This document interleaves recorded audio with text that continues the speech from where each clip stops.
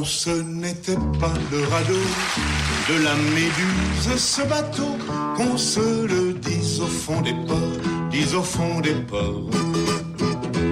Il naviguait en perpénard sur la grand-mare des canards et s'appelait les copains d'abord, les copains d'abord.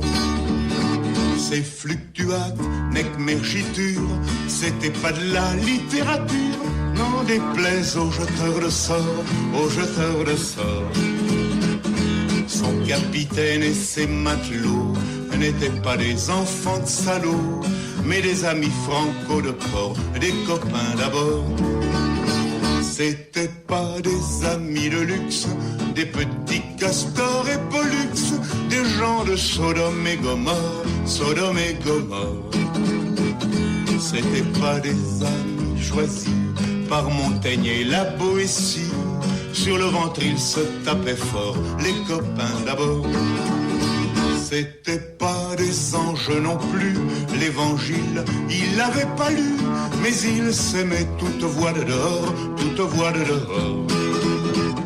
Jean-Pierre, Paul et compagnie, c'était leur seule litanie, leur credo, leur confiterore, aux copains d'abord. Au moindre coup de Trafalgar, c'est l'amitié qui prenait le quart, c'est elle qui leur montrait le nord, leur montrait le nord. Et quand ils étaient en détresse, leurs bras lançaient des SOS, on aurait dit des sémaphores, les copains d'abord.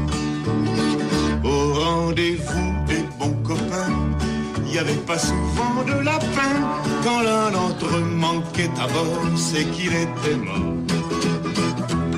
Oui, mais jamais, au grand jamais, son trou dans l'autre se refermait. 100 ans après, coquin de sort, il manquait encore.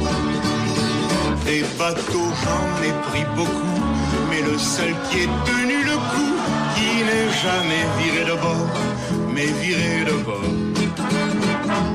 naviguait en père peinard sur la grand-mare des canards et s'appelait les copains d'abord,